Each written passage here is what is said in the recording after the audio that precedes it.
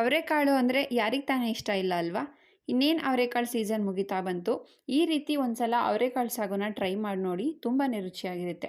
ಮತ್ತು ನಿಮ್ಮದು ಫೇವ್ರೆಟ್ ರೆಸಿಪೀಸ್ಗಳ ಲಿಸ್ಟಲ್ಲಿ ಅವರೆಕಾಳು ಸಾಗು ಆ್ಯಡ್ ಆಗೋದು ಮಾತ್ರ ಗ್ಯಾರಂಟಿ. ಇದನ್ನು ರೊಟ್ಟಿ ಜೊತೆ ಚಪಾತಿ ಜೊತೆ ತಿಂತಾ ಇದ್ರೆ ಆಹಾ ಅಂತ ಫೀಲ್ ಮಾಡ್ಕೊಂಡು ತಿನ್ನೋ ಅಷ್ಟು ರುಚಿಯಾಗಿರುತ್ತೆ. ಎಲ್ರಿಗೂ ನಮಸ್ಕಾರ, welcome back to our YouTube channel.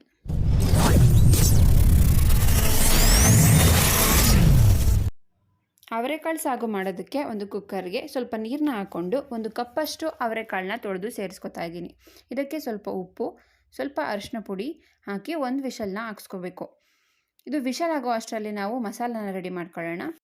ಮಸಾಲೆ ರುಬ್ಕೊಳ್ಳೋದಕ್ಕೆ ಒಂದು ಸ್ಪೂನಷ್ಟು ಕೊತ್ತಂಬರಿ ಬೀಜ, 3-4 ಬೆಳ್ಳುಳ್ಳಿ, ಒಂದು ಸ್ವಲ್ಪ ಶುಂಠಿ, ಅರ್ಧ ಸ್ಪೂನಷ್ಟು ಜೀರಿಗೆ, ಸ್ವಲ್ಪ ಉರಿಗಡಲೆ, ಒಂದು 3-4 ಹಸಿರು ಮೆಣಸಿನ್ಕಾಯಿ, ಅರ್ಧ ಇಂಚಷ್ಟು ಚಕ್ಕೆ, 3-4 ಲವಂಗ, 2 ಗೋಡಂಬಿ, ಸ್ವಲ್ಪ ಕೊತ್ತಂಬರಿ ಸೊಪ್ಪು, ಒಂದು ಅರ್ಧ ಸ್ಪೂನಷ್ಟು ಗಸಗಸೆ, 1 ಏಲಕ್ಕಿ ಮತ್ತು 1 ಕಪ್ಪಷ್ಟು ತೆಂಗಿನಕಾಯಿ ತುರಿನ ತಗೊಂಡಿದ್ದೀನಿ.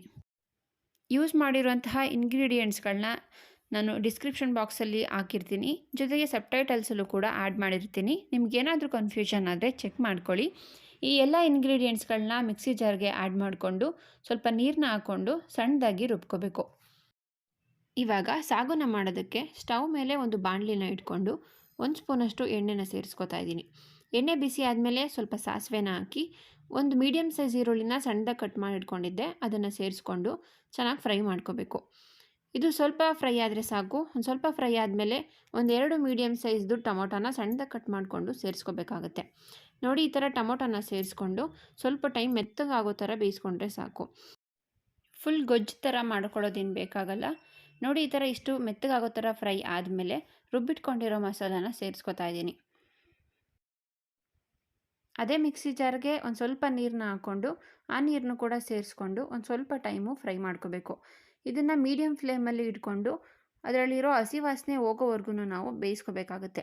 ನಾವು ಜಾಸ್ತಿ ಫ್ಲೇಮ್ನ ಇಟ್ಕೊಂಡ್ರೆ ತಳ ಹಿಡಿಯೋ ಚಾನ್ಸಸ್ ಇರುತ್ತೆ. ಹಾಗಾಗಿ ಮೀಡಿಯಮ್ ಫ್ಲೇಮಲ್ಲೇ ಒಂದು ಕುದಿ ಬರೋವರೆಗೂ ನಾವು ಬೇಯಿಸ್ಕೊಂಡು, ನೋಡಿ ಎಣ್ಣೆ ಬಿಡೋದು ಕಾಣಿಸ್ತಿದೆಯಲ್ವ, ಈ ಅಂಥದ್ವರೆಗೂ ನಾವು ಹಸಿ ವಾಸನೆ ಹೋಗೋವರೆಗೂ ಬೇಯಿಸ್ಕೋಬೇಕಾಗುತ್ತೆ.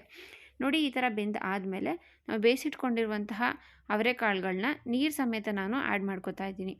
ನಾನು ಫಸ್ಟೇ ತೊಳೆದು ಅವರೆಕಾಳನ್ನ ಸೇರಿಸ್ಕೊಂಡಿದ್ದೆ ಅಲ್ವಾ, ಹಾಗಾಗಿ ನಾನು ನೀರನ್ನು ಸಮೇತವಾಗಿ ನಾನು ಅವರೆಕಾಳನ್ನ ಹಾಕ್ಕೊಂಡು ಮಿಕ್ಸ್ ಮಾಡ್ಕೋತಾ ಇದ್ದೀನಿ.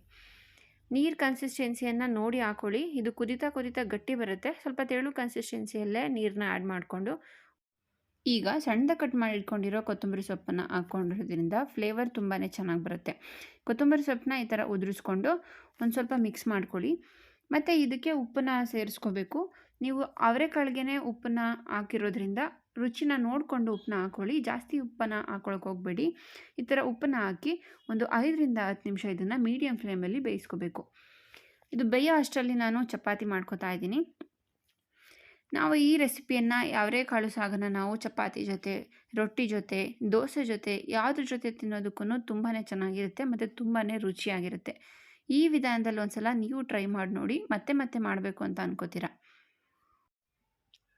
ಐ ಹೋಪ್ ಈ ರೆಸಿಪಿ ನಿಮಗೆ ಇಷ್ಟ ಆಗಿದೆ ಅಂತ ಅನ್ಕೋತೀನಿ. ಇಷ್ಟ ಆಗಿದರೆ please share, subscribe and support our channel. ಮುಂದಿನ ವೀಡಿಯೋದಲ್ಲಿ ಸಿಗ್ತೀನಿ. ಅಲ್ಲಿವರೆಗೂ take care and bye. Thank you.